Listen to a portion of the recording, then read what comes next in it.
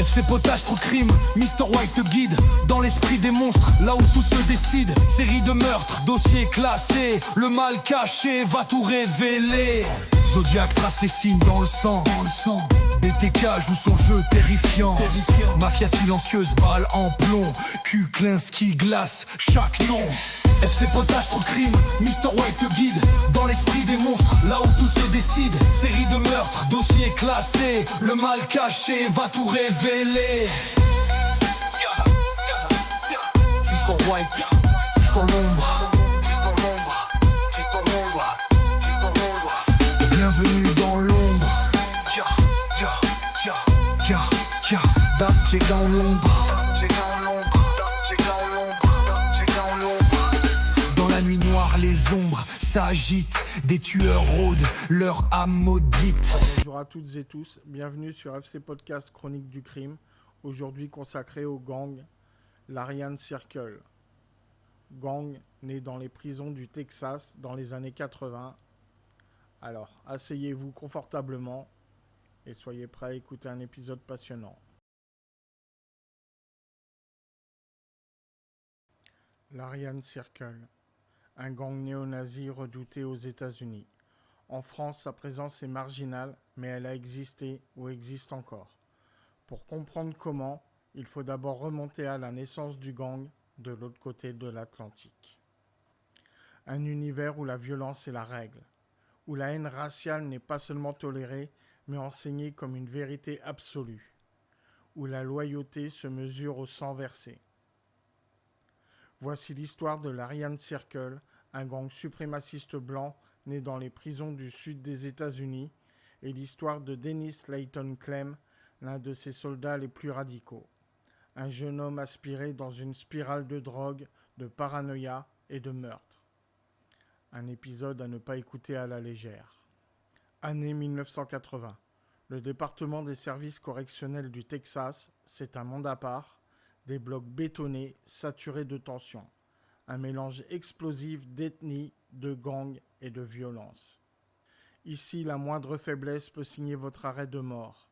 Et si vous êtes blanc, sans affiliation, vos chances de survie chutent drastiquement. Les agressions, la mort, les viols, tout ça est monnaie courante. C'est dans ce climat que se forge la réputation d'un détenu, Mark Cowboy Gaspar, un homme charismatique, intelligent et déterminé. La naissance du gang commence en 1985. Gaspar en a assez. Il observe l'Arian Brotherhood, le grand gang suprémaciste blanc, et le trouve ramolli. Trop de compromis avec les gangs mexicains, trop de deals qui diluent selon lui la pureté raciale. Alors il rassemble quelques compagnons fanatisés et fonde l'Arian Circle. Plus militant, plus violent, plus pur. Leur slogan, Blood in, Blood out. Tu entres par le sang, tu sors par la mort. C'est le même slogan pour l'Arian Brotherhood, la Mexican Mafia, etc. quoi. Symbole du gang. Un losange tatoué, parfois orné d'une rune ou des lettres AC. Le nombre 88, code pour Heil Hitler. Des croix gammées, rune SS, aigle nazi. Entre eux, ils se surnomment le diamant ou la famille. L'Arian Circle fonctionne comme une mafia. Hiérarchie stricte, structure militaire, règles rigides. Pour devenir membre, il faut faire ses preuves dans les 30 jours, souvent en agressant un noir ou un latino. Ce recrutement est calculé. On veut des détenus bientôt libérés, capables d'implanter le gang dans la rue. Et une fois dehors, les anciens offrent logement, travail et protection. Qui sont les ennemis de l'Arian Circle ? Oh, pour ça, ils sont nombreux. La Black Guerrilla Family, les Bloods, les Crips, la Mexican Mafia, le Texas Syndicate et même l'Arian Brotherhood, leurs frères ennemis. Leurs affrontements sont sanglants.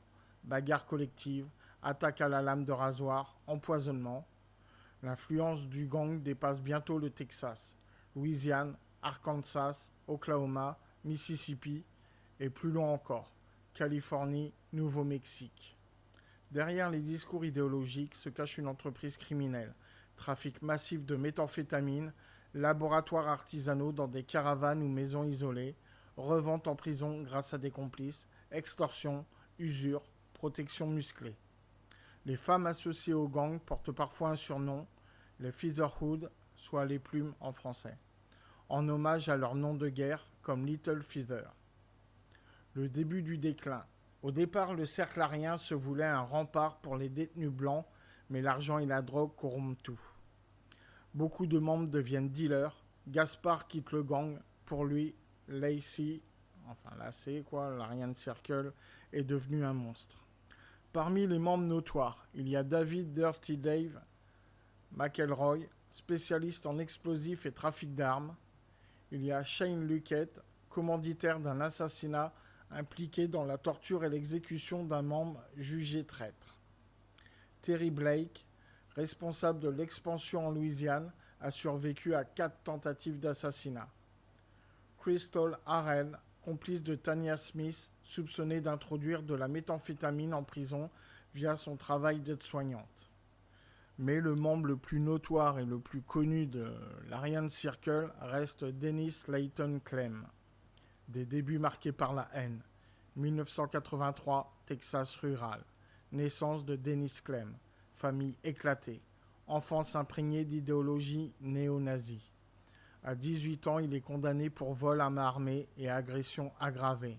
En prison, jeune, blanc, il cherche la protection de l'Aryan Circle. Il en adopte rapidement les codes, violents et racistes. Son ascension derrière les barreaux, tatouages visibles, discours haineux, violence extrême, il monte vite en grade. Son bilan carcéral, 2 bagarres raciales graves, agression de gardiens, introduction d'armes artisanales, soupçon d'empoisonnement, implication présumée dans un meurtre à Beaumont, les signes d'allégeance sur son corps, AC sur la poitrine, croix gammée, 13 sur la jambe, enfin 1-3 pour le 1, le A et 3 le C. AK-47 accompagné de la revanche est facile. Tatoueur en prison, Clem rencontre Tanya Smith. Drogue, idéologie suprémaciste, petit trafic, elle partage tout. Ses tatouages, croix gammée, trèfle vert et un temps, l'emblème de l'Aryan Brotherhood recouvert plus tard par une fleur au nom de Clem.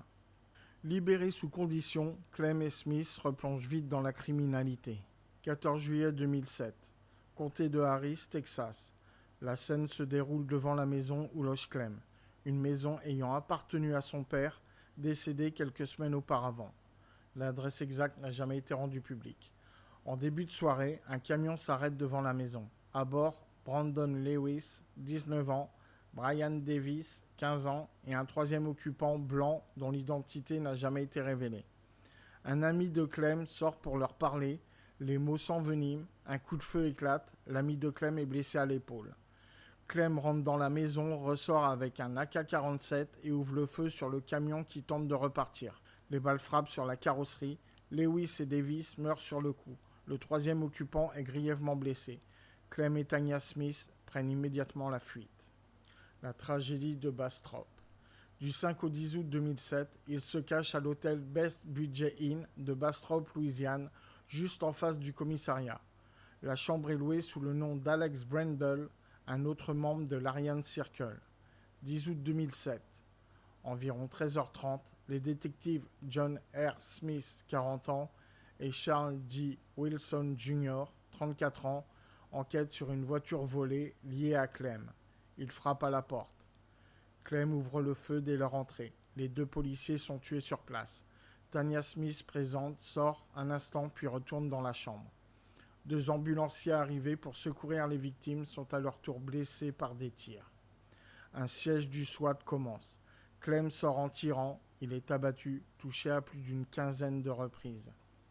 Dans la chambre, la police retrouve des armes, de la méthamphétamine, un scanner pour intercepter les communications et de nombreux symboles suprémacistes. Tanya Smith est arrêtée 2 jours plus tard. En 2010, elle est condamnée à 27 ans de prison, puis à la réclusion à perpétuité pour les meurtres. En France, l'ombre de l'Aryan Circle reste faible. Quelques individus isolés, plus fascinés par l'image que par la réalité de leur pouvoir.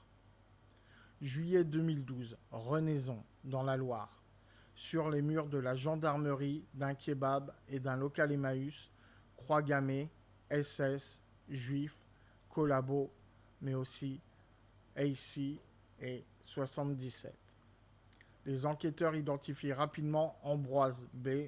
J'ai préféré ne pas donner son nom de famille. Enfin, si vous tapez tag antisémite Renaison, de toute façon, il y a son nom et prénom qui apparaissent, donc vous verrez tout. Les enquêteurs identifient rapidement Ambroise B., 22 ans. Déjà connu pour ses propos néo-nazis, il assume son appartenance à l'Aryan Circle. Jugé en comparution immédiate, il est condamné à 6 mois de prison ferme, assorti de 5 ans de privation de droits civiques et incarcéré. Son complice écope de 6 mois avec sursis et mise à l'épreuve. 4 ans plus tard, en 2016, Ambroise participe à la réunion annuelle du gang à Tulsa, Oklahoma. D'ailleurs, il m'avait envoyé les photos de cet événement. Ils étaient vraiment très très nombreux. Et vu les photos, il avait bien été accepté parmi les membres de l'Aryan Circle. À son retour en France, il porte encore fièrement les couleurs de l'Aryan Circle comme un trophée, un geste qui lui a valu d'être interpellé par la police et frappé d'une interdiction de séjour aux États-Unis. À cette époque, je ne connaissais que 3 membres du gang sur le territoire français. Autant dire qu'on était très loin de la puissance et de l'implantation de l'Aryan Circle comme aux États-Unis. Merci d'avoir suivi cet épisode de FC Podcast Chronique du Crime consacré à l'Aryan Circle. Alors n'oubliez pas de vous abonner, liker, partager et je vous dis à la semaine prochaine pour un nouvel épisode. Prenez soin de vous et à bientôt.